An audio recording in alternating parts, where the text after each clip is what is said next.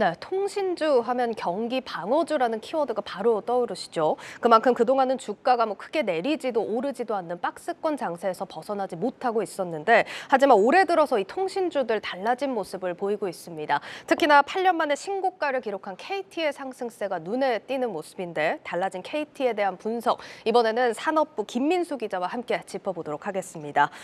예, 김 기자, 8년 만에 신고가 KT가 좀 기록을 했는데 지금 주가 상황이 어떻습니까?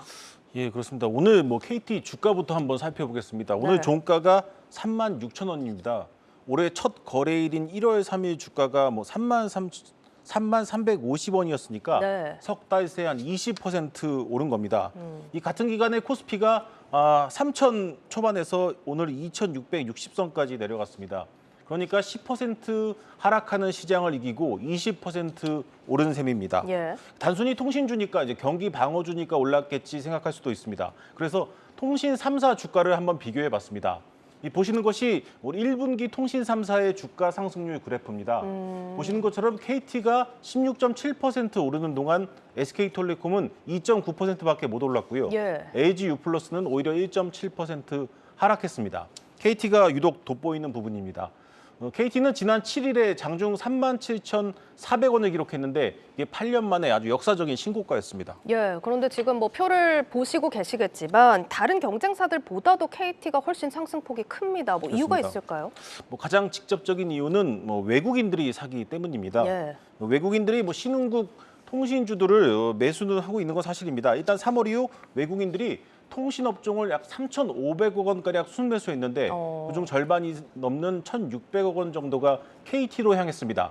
그렇다면 외국인이 왜 사느냐? 가장 큰 이유는 이 파격적인 배당 때문입니다. KT는 이 3년 연속 배당을 늘리고 있는데 지난해 배당은 1년 전보다 40% 넘게 올랐습니다. 네. 배당 수익률이 5.3%에 달합니다.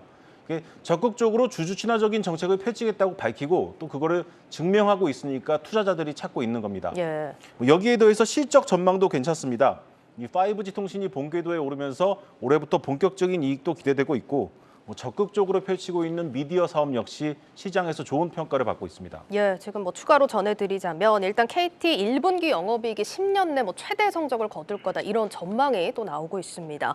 자, 그리고 주가 관련해서 일단 KT 구현모 대표가 주가에 대한 언급이 많았고 일단 이 주가에 대해서 그냥 관심이 많은 것 같습니다. 예, 이런 유독, 부분도 한몫했겠죠. 관심이 많은 CEO입니다. 예. 구현모 대표가 2020년 취임했는데 바로 그 직후에 이 주가 관리를 챙기는 별도의 부서를 만들 정도로 특별히 주가를 챙기고 있습니다.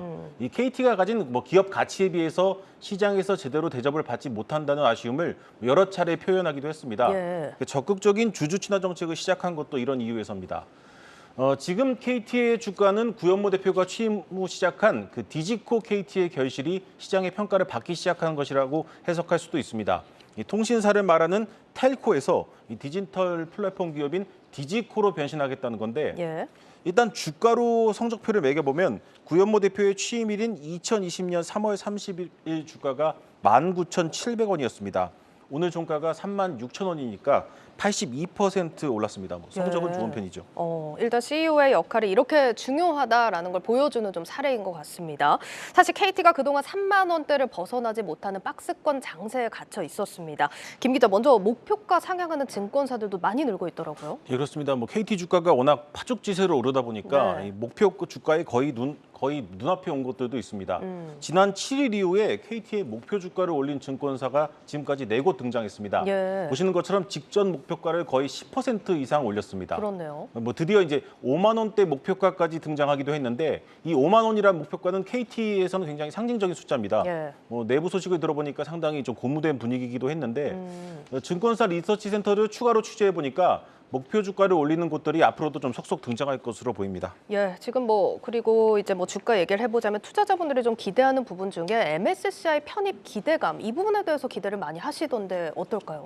예, 그렇습니다. 일단 MSCI 지수에 편입이 되면은 통상적으로 주가가 상승하는 패턴을 보이기 때문에 기대감은 큽니다.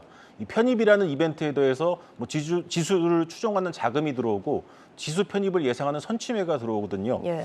그런데 이제 결론부터 말씀드리면 편입 가능성은 크지 않아 보입니다. 이 KT는 외국인 지분이 49%를 넘을 수가 없는데 네. 이 MSCI 편입 규정에는 외국인 추가 보유 여력이 15% 이상 돼야 된다는 규정이 있습니다. 그러니까 현재 KT의 외국인 지분 보유율이 41.78%인데 제한선인 49%까지는 뭐 채 10%가 남지 않았거든요. 그렇군요. 그래서 하지만 이 외국인들의 매수세가 계속 이어진다는 점을 악재로 볼 수 없다는 점에서 예. 뭐 크게 아쉬울 것도 없다 이런 시장의 평가가 나오고 있습니다. 예, 뭐 MSCI 편입 기대감에 대한 부분은 이런 분석들 좀 참고를 해보시면 좋을 것 같습니다. 자, 그리고 뭐 아까 짧게 얘기했지만 그리고 KT가 지주사 전환 또 예고를 했습니다. 뭐 어떻게 될지는 지켜봐야겠지만 이게 KT가 근본적으로 좀 레벨업을 하기 위해서는 꼭 필요한 작업인 것 같거든요. 예, 그렇습니다. 뭐 정확히 말하면 지주형 회사가 맞는 표현입니다. 좀 차이가 있나 보네요. 이 공정거래법상 이 금융 자회사를 가지고 있는 KT는 뭐 BC카드나 K뱅크를 가지고 있는데 예. 지주사로 전환하기는 사실상 불가능합니다. 그래서 지주형 회사라는 표현을 쓰고 있습니다. 현재 KT는 그 48개야. 지금 이제 계열사 구도를 한번 보시는데 저 정점에 KT가 있습니다. 네. 48개에 이르는 거대한 계열사들을 거느리고 있습니다. 이 문어발처럼 다양한 사업을 펼치고는 있는데 뭐 효율적이지는 않습니다. KT 본사만 하더라도 사업군이 5개나 되거든요. 예. 이제는 단순한 통신사로 보기 어렵습니다.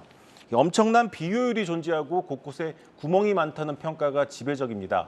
그래서 분리나 통폐합을 통한 사업 조직 재편이 기대되고 있는데 뭐 기업 가치를 크게 높이는데 기여할 것이라는 전망이 나오고 있습니다. 최근 미디어 분야를 스튜디오 진일을 중심으로 나머지 자회사를 포진시키는 지주형 형태를 시도했습니다. 그래서 표에 보시는 것처럼 예. 스튜디오 진일을 중심으로 미디어 자회사들이 포진하고 있는데 이게 좋은 예가 될 것 같습니다. 스튜디오 진이가 사실상 중간 지주사 역할을 하면서 미디어 콘텐츠 기획이나 제작, 유통 등을 주도하는 역할을 수행하는 거죠. 이처럼 이제 금융은 BC카드를 중심으로 뭐 네트워크나 커머스 역시 각각 분야를 묶어서 재배치하는 방안이 유력하게 검토되고 있습니다. 자, 그런데 이렇게 사업 재편 방식이 물적 분할이 될 가능성이 지금 높은 상황입니다. 근데 앞서서 이제 LG 엔솔 사태도 있었고 좀 조심스러울 줄 알았는데 생각보다 반응은 긍정적이더라고요. 예, 그렇습니다. 그 논란의 중심에 있었던 그 LG 화학과 마찬가지로 예. KT도 물적 분할을 선택할 가능성이 높습니다. 뭐 KT는 주인이 없는 회사이기 때문에 그 대주주의 지분율 변동을 가져오는 인적 분할을 선택할 이유가 없습니다. 하지만 LG화학과는 경우가 좀 다릅니다. LG화학의 경우는 가장 중요한 사업을 떼어낸다는 의미가 있었지만 KT 같은 경우에는 오히려 제대로 평가받지 못했던 사업들을 가치를 재평가받는 거라고 보시면 되겠습니다. 네. 이 증권사에서도 그 사업 재편으로 인한 가치 재평가나 신사업 자회사들의 상장이 오히려 주가에 더 긍정적이라고 평가하고 있습니다. 이 KT 주가가 근본적으로 레벨업을 하려면 더 이상 이제 그냥 통신사 대접을 받으면 안 되는데 네. 그 핵심에 사업 구조 재편을 통한 지주형 회사가 자리 잡고 있습니다. 현재 KT 내부적으로 지주형 회사 전환을 위한 구체적인 검토에 들어간 것으로 알려졌습니다.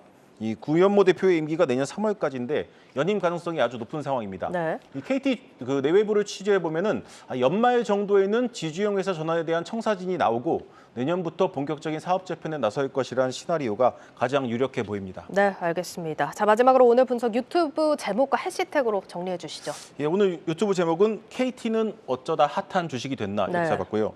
해시태그는 공룡의 변신, CEO 효과, 디지코가 뭐야라고 잡았습니다. 네, 알겠습니다. 여기까지 듣겠습니다. 산업부 김민수 기자였습니다.